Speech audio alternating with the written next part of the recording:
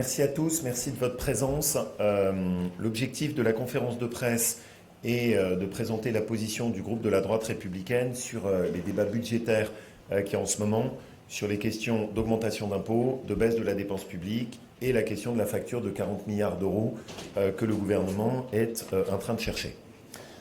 On va vous faire une présentation avec plusieurs voix sur un document sur lequel on a travaillé et qui permet de mettre en avant les propositions qui sont celles de la droite républicaine. Juste très rapidement, un petit propos introductif.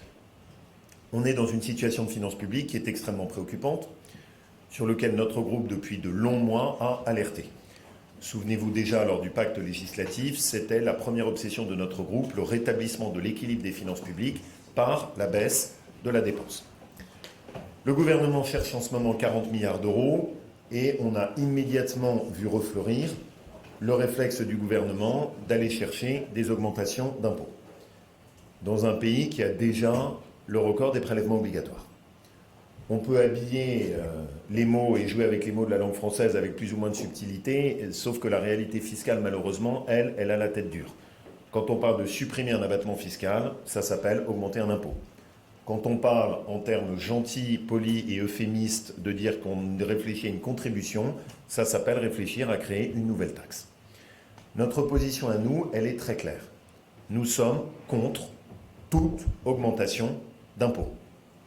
Il est hors de question que le budget 2026 comporte à nouveau des augmentations d'impôts sur les Français, que ce soit la France qui travaille ou que ce soit la France qui a travaillé toute sa vie. Notre opposition sera tout aussi ferme sur l'idée de faire sauter l'abattement fiscal de 10% sur les retraités que toute autre forme de proposition qui consisterait à augmenter les impôts. Et c'est une impasse totale de vouloir opposer d'un côté les actifs et les retraités, parce que le problème de la France est un problème qui est bien différent. C'est le record de la dépense publique qui aboutit au record des prélèvements obligatoires. Et donc la seule solution pour sortir le pays de l'impasse, c'est la baisse de la dépense public. Le gouvernement cherche 40 milliards d'euros, ça tombe bien. Nous avons travaillé sur un programme d'économie ciblé et documenté de 40 milliards d'euros. Parce qu'on ne veut pas se contenter de venir ici en disant on s'oppose à des pistes d'augmentation de fiscalité. On vient ici en disant nous avons réfléchi et nous proposons 40 milliards de baisse de dépenses publiques. Que le gouvernement assume donc ses responsabilités au lieu d'aller à la facilité et qu'il enclenche enfin ce mouvement de baisse de la dépense publique qui est demandé depuis si longtemps par une immense majorité de Français. Ils cherchent des économies, nous en proposons, et pour le dire simplement, c'est à l'État de se serrer la ceinture, ça n'est pas aux Français aujourd'hui de se serrer la ceinture. Les conséquences aussi, pour que ce soit simple, c'est que notre position, c'est donc la suivante. Oui, il y a 40 milliards à chercher. Ils doivent être intégralement pris sur une baisse de la dépense. Nous n'accepterons aucune augmentation d'impôts et notre groupe ne votera pas un budget qui comporte des augmentations d'impôts. Et si François Bayrou devait persister dans cette ligne, je l'ai dit, il y aura un débat à l'intérieur de notre groupe sur la question du soutien au gouvernement. Nous ne sommes pas en soutien à un gouvernement pour qu'on augmente les impôts sur les Français.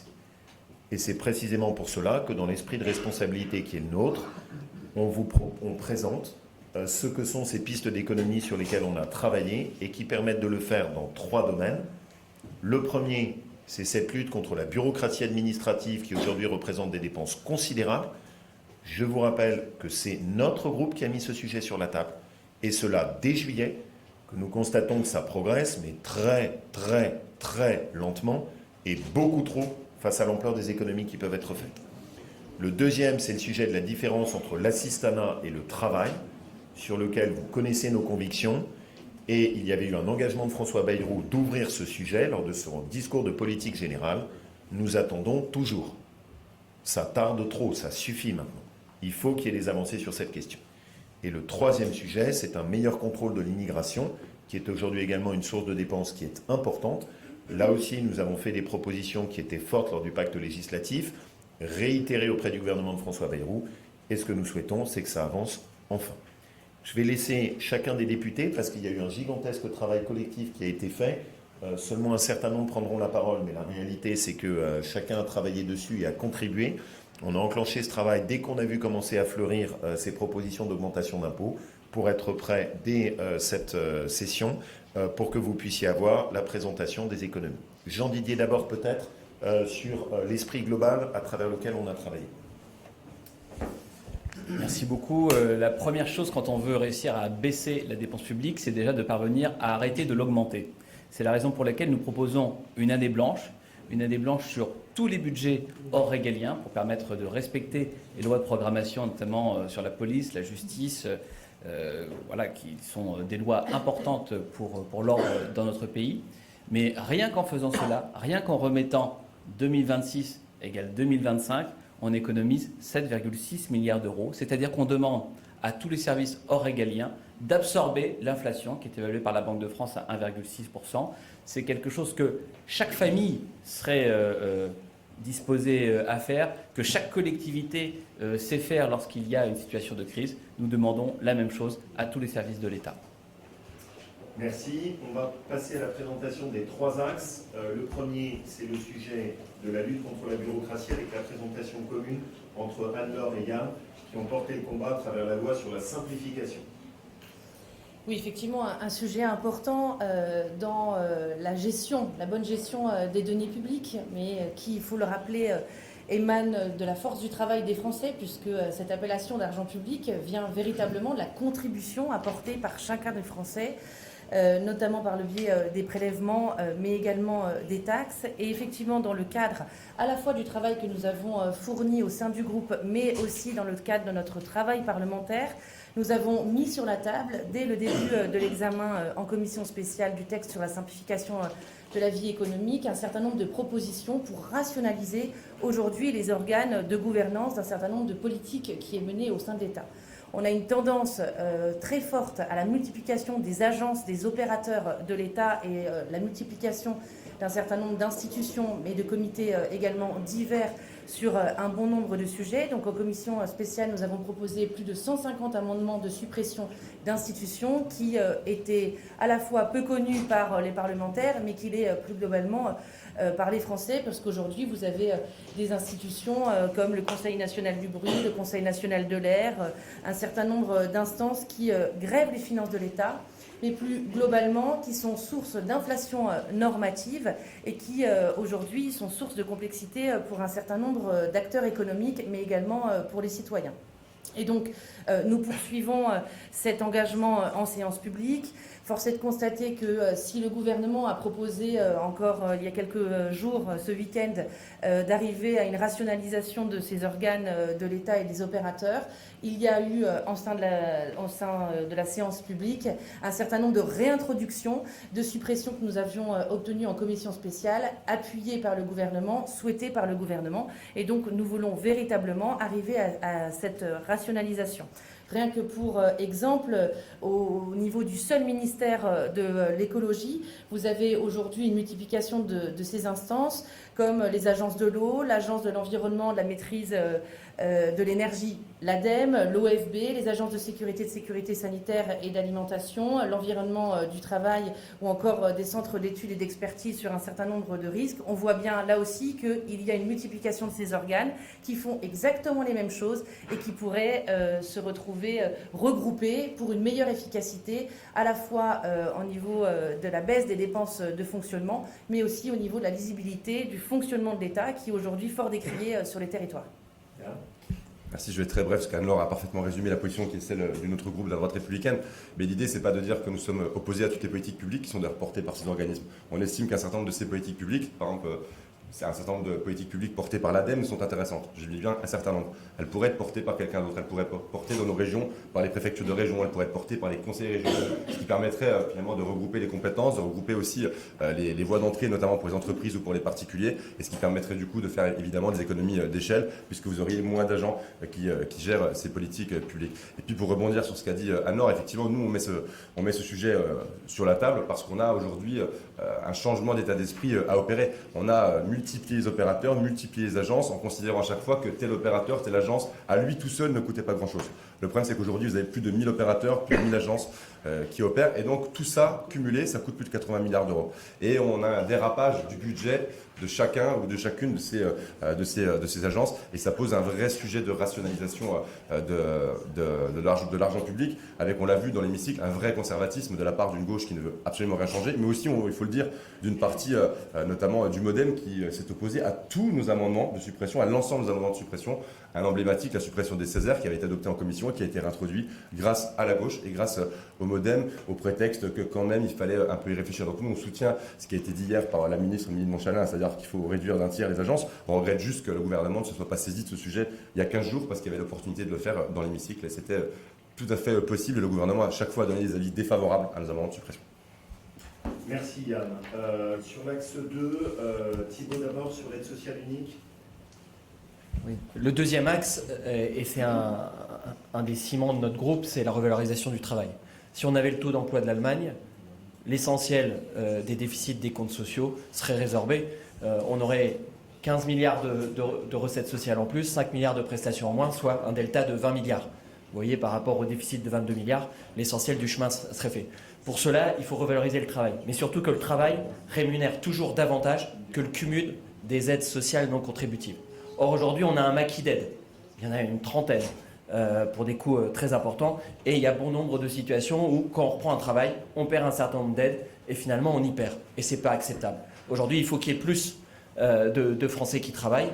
Et donc, pour cela, on souhaite plafonner le cumul des aides non contributives. Mais ça passe par plusieurs étapes. Et les chantiers sont très techniques. C'est des questions d'assiette, c'est des questions de règlement. Et on voit bien que la simplification peut aussi aider à lutter contre les fraudes aux aides sociales. Donc ce chantier-là avait été lancé par le précédent gouvernement. Aujourd'hui, on voit bien que ça n'avance plus. Il faut absolument lancer ce chantier parce que ça se fait avant même le prochain budget si on veut que ça porte ses fruits. Et une fois qu'on aura revalorisé le travail, derrière tout de suite, ça sera davantage de recettes sociales pour notre système et moins de fraude aux prestations parce que c'est une question aussi de simplification. Merci beaucoup Thibaut. On a essayé également de travailler sur des propositions innovantes, sur cette façon d'inciter à la fois à la lutte contre la fraude et puis à la bascule chômage-travail. Jean Didier. Oui, il y a deux idées novatrices qu'on est en train de développer, de porter. D'abord, la première concerne les arrêts maladie. Les arrêts maladie dans notre pays ont explosé ces dernières années. C'est 30% de plus entre 2019 et 2023. On ne peut évidemment pas se satisfaire de cette situation. Ce dont on parle, ce n'est pas les arrêts longue maladie, les arrêts pour des cancers, pour des maladies graves ou pour des infections chroniques. Ces arrêts maladie, ce sont les arrêts de courte durée, ceux qui désorganisent les entreprises, les collectivités, les associations et ceux qui pénalisent énormément les équilibres de nos comptes sociaux. C'est la raison pour laquelle nous partons du principe d'abord qu'il faut qu'il y ait une égalité de traitement entre le privé et le public. Et puis, il faut aller plus loin. Finalement, pourquoi mettre 3 journées de carence à quelqu'un qui n'est quasiment jamais malade de toute sa carrière?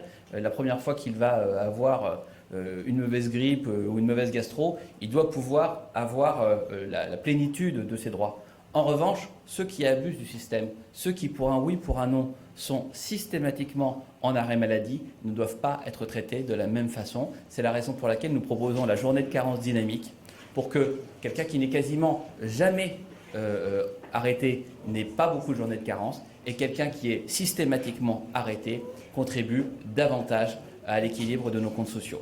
Et puis la deuxième idée, elle concerne l'assurance chômage. Je pars du principe qu'il y a beaucoup d'offres d'emploi disponibles, et qui ne nécessitent pas de qualification particulière. Or, nous avons un niveau d'indemnisation ultra généreux, que ce soit en termes de plafond, de durée, de niveau moyen d'indemnisation. C'est la raison pour laquelle nous proposons que dès lors qu'une proposition d'emploi est faite, une proposition d'emploi qui soit compatible avec l'état de santé de la personne en situation de chômage, eh bien que cette offre d'emploi soit systématiquement acceptée au moins à mi-temps pour placer la personne en catégorie C, c'est-à-dire en situation de cumul emploi-chômage, ce qui d'ailleurs lui permettra de toucher plus que si elle était simplement au chômage, ce qui lui laisse également le temps de continuer à rechercher l'emploi qu'elle souhaite vraiment pour le reste de sa carrière, mais en attendant, elle accepte même un petit boulot, ce qui évidemment va alléger les contributions de l'assurance chômage, ce qui va permettre aux entreprises de trouver le personnel qu'elles n'arrivent pas à trouver aujourd'hui, et ce qui va augmenter le niveau des cotisations sociales, patronales et salariales. Donc c'est bon pour tout le monde. Merci beaucoup, Jean-Didier. Sur le sujet de la fraude sociale, qui est un sujet colossal en termes de montant et souvent présenté sans restituer l'ampleur du budget que ça représente, Patrick? Là aussi, la fraude aux prestations sociales, notre groupe parlementaire, enfin j'avais eu la chance au nom de notre groupe de présider une commission d'enquête en 2020. Nous avons réalisé une mission d'évaluation flash il y a maintenant un mois, dont j'étais rapporteur, donc 5 ans après.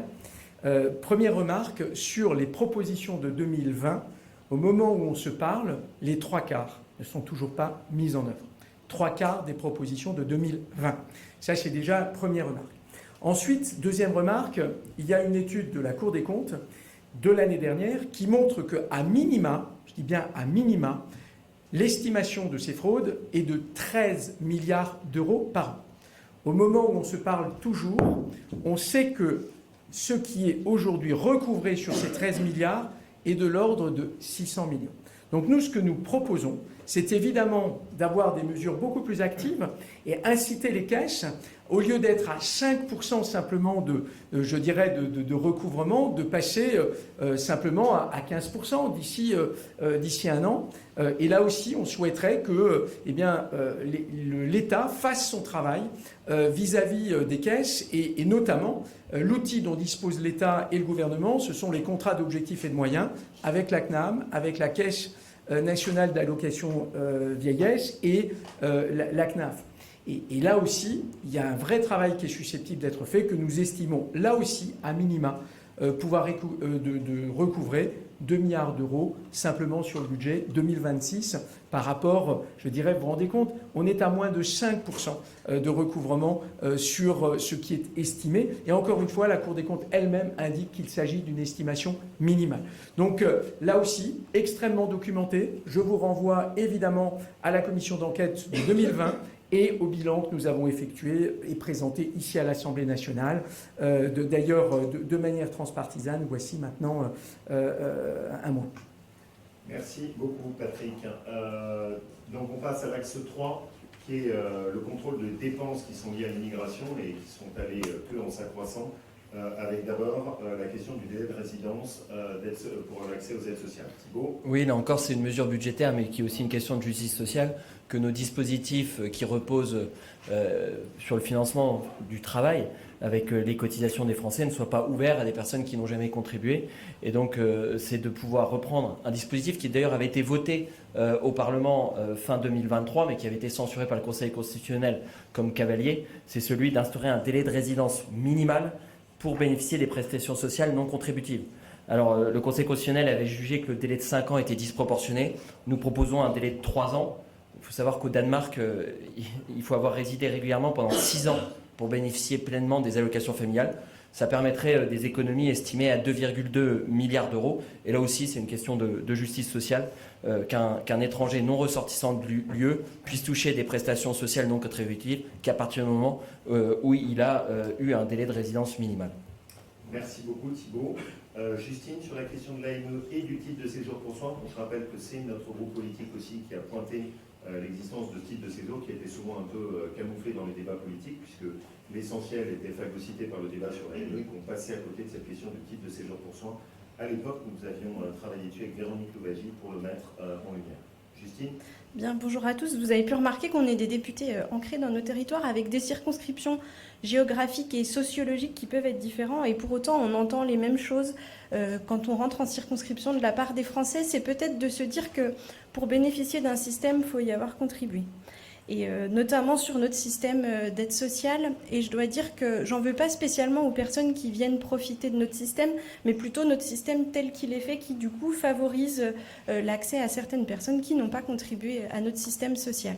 Et du coup, 2 dispositifs dont Laurent a parlé. Le premier, c'est sur l'aide médicale d'État.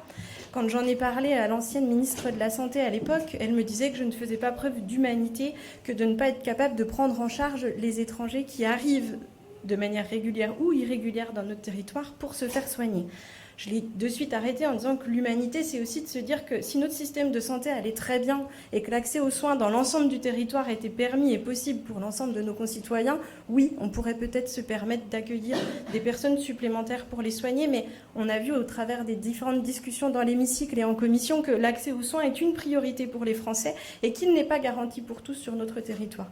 Et l'aide médicale d'État qui permet à des personnes en situation régulière ou irrégulière de venir se faire soigner ne fonctionne pas et rend ce sentiment d'injustice pour les Français qui, eux, ne peuvent pas se faire soigner. L'idée est donc de transformer cette aide médicale d'État en aide médicale d'urgence afin de faire de la prophylaxie pour éviter qu'il y ait des épidémies qui puissent se développer sur notre territoire et de ne prendre en soin uniquement les soins d'urgence et prioritaires, donc de revoir l'assiette de prise en charge de cette aide médicale d'État.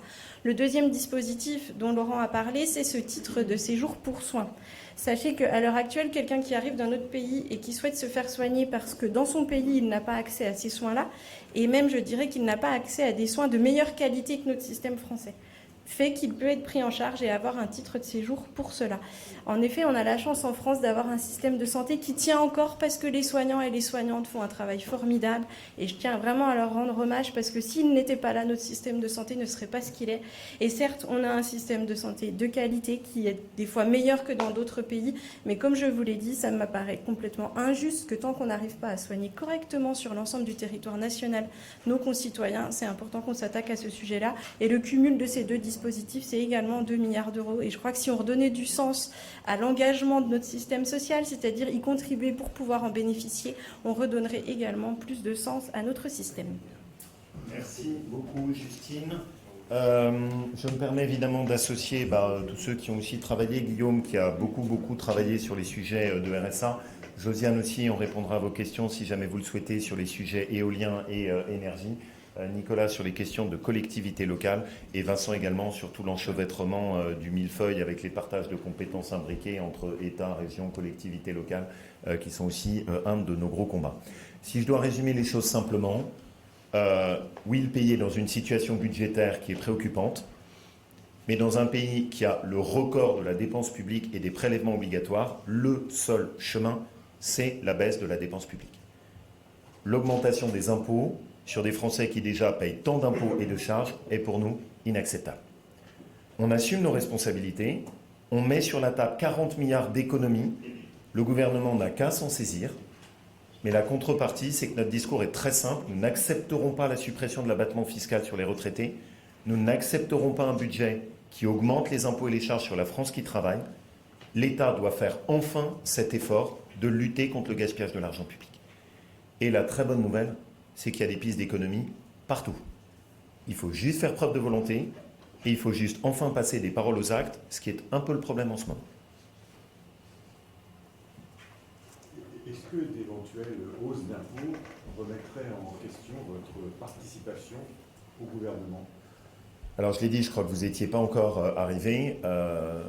La position de notre groupe est très claire. La première, on ne votera aucun budget qui comprend des hausses d'impôts. Aucun. 2, si François Bayrou devait persister sur cette voie, alors que nous avons été d'une clarté totale avec lui, oui, il y aura un débat à l'intérieur de la droite républicaine sur la question de continuer à soutenir un gouvernement. On n'est pas en soutien d'un gouvernement pour augmenter les impôts. La conviction profonde de la droite, c'est qu'on a besoin d'arrêter ce gaspillage de l'argent public. Et que le chemin qui a toujours été la voie de facilité consistant sans cesse à demander plus d'efforts aux Français n'est pas acceptable. Et ce qu'on ne veut pas, c'est qu'on joue avec les mots. Voilà, supprimer un abattement fiscal, ça s'appelle juste augmenter les impôts.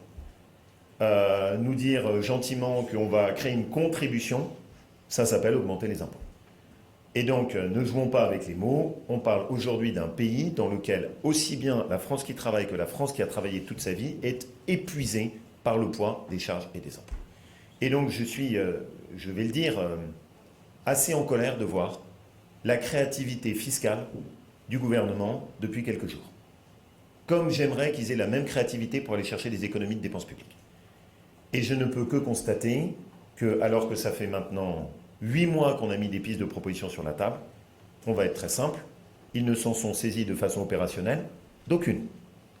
Et que depuis que François Bayrou est à la tête de Matignon, il n'a absolument avancé de façon opérationnelle sur aucune des pistes que nous avons mises sur la table. Donc il y a un moment où il faut dire les choses, stop, ça suffit. Il y a suffisamment de travail pour nettoyer et aller chercher ces 3% d'économie sur la dépense publique, sans aller encore une fois à la solution de facilité qui consiste à piocher dans la poche des Français. Oui, juste, bonjour, vous parlez d'un débat sur le soutien au gouvernement, mais la question de mon frère portait sur la participation au gouvernement. Oui, pour nous, c'est la même. C'est exactement le même sujet, c'est-à-dire que si vous ne soutenez pas un gouvernement, vous n'y participez pas, ça va de soi. C'était il y a un an, en juillet, je crois, les termes de votre débat, c'était éventuellement de soutenir un gouvernement sans y participer. C'était une option avant que Michel Barnier arrive. Oui, sauf que là, on est sur quelque chose où on va de plus en plus toujours dans la même direction. C'est-à-dire qu'au lieu d'inverser et de faire des économies, on nous propose d'augmenter les impôts. Bon, voilà, pour nous, c'est clair. Un, on ne vote pas un budget, c'est-à-dire, ça, c'est la question du soutien. Et deux, si jamais le gouvernement persiste dans cette voie, on aura un débat à l'intérieur de la droite républicaine sur la participation et le soutien au gouvernement. Oui. Pour prolonger cette question, vous dites qu'un débat s'engagera au sein de votre groupe parlementaire si le gouvernement s'engageait à augmenter les impôts dans le prochain budget. Est-ce que le groupe parlementaire, le groupe des députés, sera habilité à décider de lui seul d'une telle participation? Ce sera la future direction du parti, ce serait peut-être le prochain président, de décider d'une telle orientation stratégique. Vous savez, c'est un groupe de députés. Ils ont été élus. Ils prennent des décisions qui sont importantes. Ils ont eu le courage de se présenter aux élections dans un contexte qui était difficile. On a tous été soudés par un pacte législatif qui nous unit, et c'est ça ce qu'on porte. Voilà. Et croyez-moi, j'ai des tempéraments qui sont plutôt indépendants autour de moi. Ils n'ont pas l'habitude de prendre des instructions. C'est un travail d'équipe et il vaut mieux le comprendre. Oui. Quand vous dites réfléchir à votre soutien, ça veut dire voter une motion de censure ou même déposer une motion de censure? Non, on a toujours été clair dessus. C'est une responsabilité qu'on assume. Voilà. Pour l'instant, c'est notre position. Ça reste celle-là. On ne croit pas que le chaos soit une solution pour le pays. Donc nous, on ne fait pas partie de ceux qui pensent que faire tomber un gouvernement est une solution. Voilà. Mais je le redis, le gouvernement a intérêt à entendre le message qu'on envoie. Voilà. Parce que pour nous, là maintenant, ça suffit. Et juste, quand j'ai entendu la ministre du Budget expliquer que ce n'était pas très grave, que les retraités étaient des privilégiés dans notre pays, que ça n'allait toucher que des retraités modestes, que ça n'allait pas toucher les retraités modestes, ah bon? 500 000 retraités avec ce qu'elle prévoit deviendraient imposables. Ça consiste à prendre 5 milliards d'euros dans la poche de la France qui a travaillé, pour 9 millions de retraités qui seraient concernés dans la meilleure des évaluations. Un choc qui sera encore plus important que le moment où Emmanuel Macron a mis la CSG. Et je ne veux pas qu'on tombe dans cette espèce de piège consistant à dire « Ah mais oui, mais il faut favoriser les actifs par rapport aux retraités ». Non, dès que vous ouvrez la voie à un gouvernement pour augmenter les impôts, ils augmenteront les impôts sur tout le monde. Tout le monde. Et donc le principe, il doit être clair.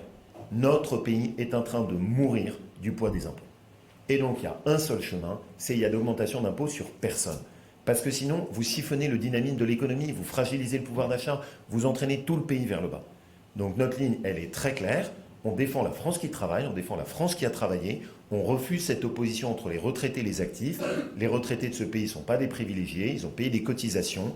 La retraite, c'est un dû, c'est pas un privilège. On veut revaloriser la France qui travaille.